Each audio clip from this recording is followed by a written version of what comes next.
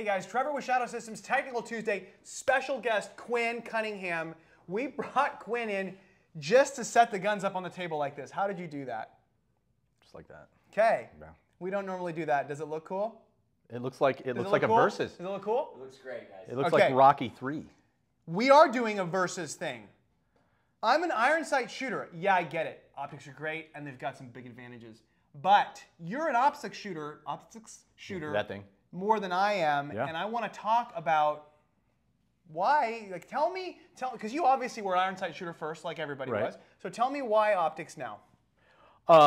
Well, I can see a lot faster. I saw you doing something earlier today, and you had glasses on. Is it related to that? Well, I am an advanced age. Okay. And so sometimes Okay. it's hard for me to see the front sight because it's a little blurry. I am starting to have that problem too. So I get it. Okay. All right. So you just found yourself having more trouble picking up the front sight. Yeah, exactly. And then what else? I'm able to see the dot faster, place on the target faster. There's a lot of advantages, and I think very little disadvantages. I think we're probably at a place now where that is true. I think that optic technology has gotten to a place where, I mean, there's probably not a really big difference, practically speaking, in the ruggedness or the reliability of an optic versus iron sights. Now, with that said, you can definitely buy a cheap, crappy optic that doesn't work. Right. And you're better off with iron sights, in my Right. opinion, if you're going to do that. Yep. But yes, okay. I'm going to just share some disadvantages as I see them.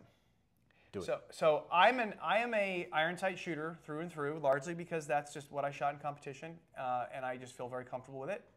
So the disadvantages that I see are just added complexity. Okay, just in its simplest form, I'm never going to put a battery in a front sight. I'm never going to have to tighten the screws or make sure that. So it's more simple for me. Okay, so you have simplicity. I find that the auto-adjusting reticle brightness stuff doesn't really feel like it's tuned to me, and then I'm left having to do buttons to adjust the brightness, and I just feel like no matter what, I'm going to end up with the wrong reticle brightness in whatever situation I end up in. I mean, can you respond to that at all? Do you have that at all? I don't like the auto adjusting. Yeah. Typically for my EDC, I crank it up as much as I really can.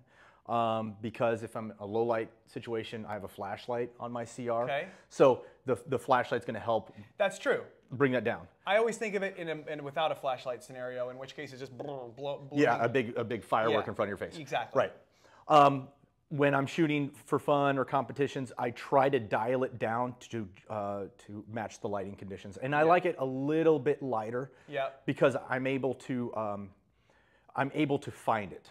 Whereas sometimes if I have just a big red blob, I don't find it as finite as I need to on the target. Yeah, I agree. I agree that you definitely get a more precise aiming point. It's like you're zeroing a rifle with a red dot. Usually you'll crank the optic down as much as you can to still see it because it's a smaller, clearer dot. I definitely get that. I also have an astigmatism too, which I didn't really understand, that dots weren't supposed to look like that until I saw I think a picture of one that somebody had taken. I was like, that's not what I see. So I see kind of a smear. Do you have that? I do. There's kind of a trail, like a comment on one side. Yes. Yeah. So for me, it's simplicity. There's less complexity and adjustment and so forth. And there is still, for me, a concern about I've seen a lot of lenses get covered with dirt or rain goes in the holster or any of that concern at all for you? Not really. Yeah. Not really. I definitely will acknowledge that you can shoot a tighter group and make it a more accurate long-range hit with a dot all day long. Okay. So, yeah, so let me talk about since you're bashing it, can I talk about the advantages now? Yeah. All right. So sight alignment. With a dot, there's no sight alignment. True. You're putting the gun in front of your face. You're superimposing the dot, target focused. Can I make a comment here? Some people still seem to think that they have to get the dot lined up with the sights. They think that the dot has to be on top of the front sight to get a hit. No. The dot can be anywhere in the window, all right? There's no practical parallax issue for a handgun if the dot is way off to one side. Right. So that's important. The sights aren't part of your equation if you're using a dot. Correct. Only if the dot fails. Yeah, if the dot fails, right. And then you design these optic cuts so good that you can, with the stock sights, you can Yeah, see you through still them. get a So, co-witness. You still got sights. I like that there's no side alignment. I like that, like you said, the dot can be anywhere in the window and I can break the shot. Yep. One of the biggest advantages that people don't see until they have some time behind the dot is you're able to call your shots a lot more accurately. That's true. I agree with that. So you can see if your grip is compromised. You can see if you have a bad trigger press, and you're able to track the dot. The behavior of the dot tells you a little bit about your fundamentals. That's a really good point. I've actually never thought about that because calling a shot is a skill that helps improve your shooting, and calling a shot by like perceiving exactly where the top of the front sight was at the moment the shot broke is kind of hard to do. And oh, by the way, if your rear sight was somewhere else, then it's almost meaningless anyway.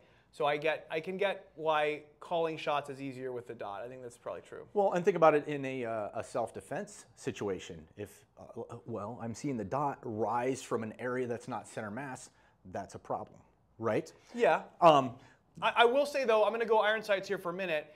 I do generally subscribe to the idea that, you know, like 3 yards at night, 3 rounds. I don't necessarily think that in most cases the ability to make super, precise shots are necessarily that practical for the average citizen. I think for most people, they just need to get the great big front sight on the target and yank. I mean, right. With the dot, you're going to be shooting towards the streak.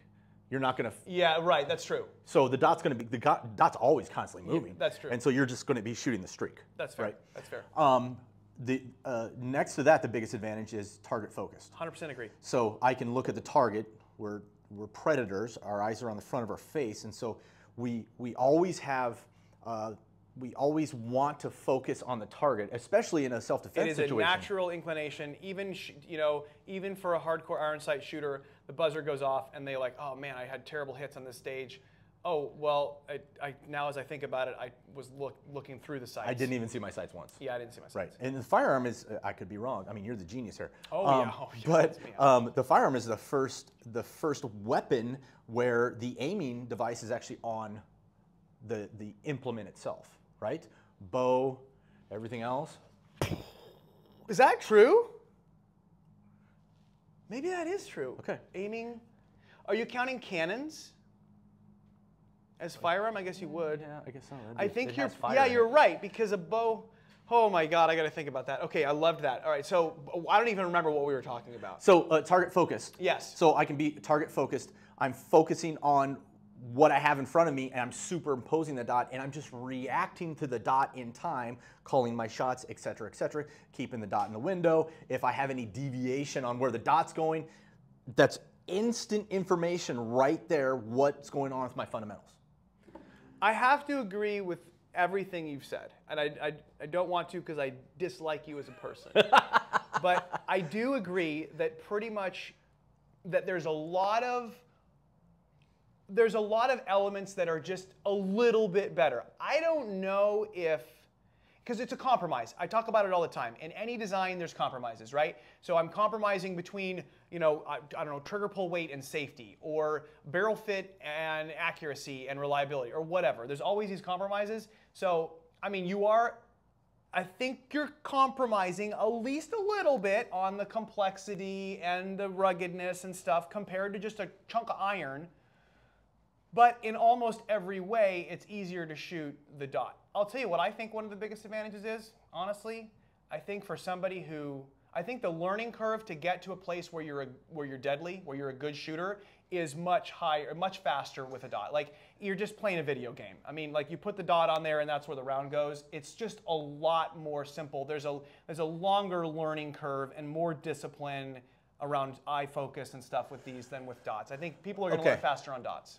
If they've never from a brand new shooter? From a brand new shooter. Yeah, absolutely. Absolutely. They're much faster learning curve on that. However, if you go from irons to the dot, I think it's a really difficult transition.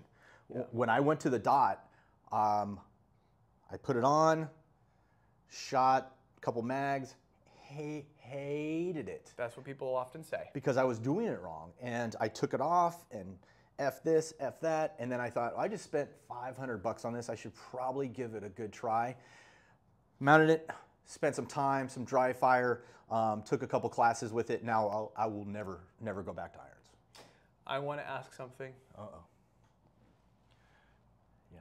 Will you teach me how to shoot a dot? I can do that. And we'll see you next Tuesday.